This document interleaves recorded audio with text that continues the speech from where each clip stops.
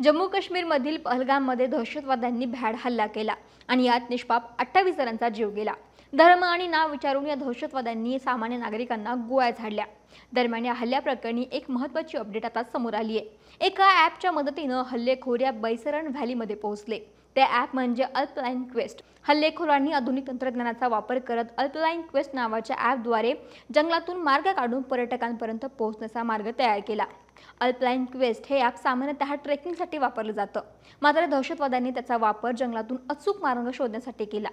सुरक्षा यंत्रणांकडून ट्रॅक होण्याच्या शक्यतेमुळे हे ॲप एन्क्रिप्टेड स्वरूपात वापरण्यात आलं, त्यामुळे त्यांचं लोकेशन शोधणं सुरुवातीला अत्यंत अवघड ठरलं। विशेष म्हणजे हेच ॲप यापूर्वी जम्मूच्या जंगलात हल्ले घडवून आणण्यासाठी वापरण्यात आलं होतं। माहितीनुसार पाकिस्तानी गुप्तचर संस्था ISIने या दहशतवाद्यांना अल्पलाइन क्वेस्ट ॲपचे ऑफलाईन व्हर्जन तयार करून दिले।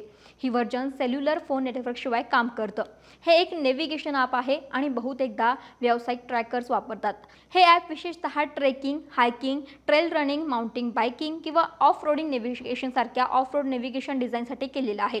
या ॲपच्या वैशिष्ट्यांमुळे हे ऑफलाईन वापरासाठी खूप महत्त्वाचं ठरतं।